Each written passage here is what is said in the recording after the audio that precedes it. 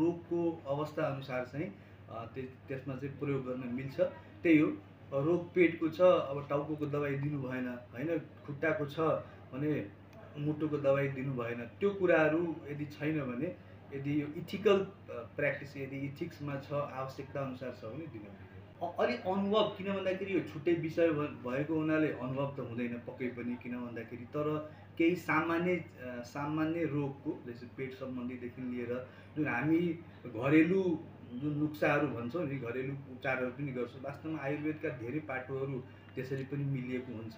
त्यस्ता रोगहरूमा चाहिँ हामीले त्यो बाहेक अन्य रोगहरूमा सकभर हाम्रो एलोपेथिक डाक्टरहरूले प्रयोग गर्दैनन्। जुन चाहिँ भनौँ न विशेष किसिमको रोगहरू छ, सामान्य अवस्थामा जस्तो पेट दुख्ने भयो, भोक लाग्ने औषधि भयो होइन, केही बी कम्प्लेक्सहरू भयो होइन, त्यो आयुर्वेदिक कुराहरूले चाहिँ अलिकति त्यसमा रोल भएको हुनाले प्रयोग गर्छन्, सामान्य दबाईहरू मात्रै। आधिकारिक नलेख्ने कुरा पनि छैन कि हाम्रो इथिक्समा, मेडिकल इथिक्समा यसरी नलेख्नु पर्ने भन्ने पनि कुनै प्रावधान छैन। त्यसैले यो व्यावहारिक रूपमा कसैलाई आवश्यकता छ भने हामी लेख्छौँ।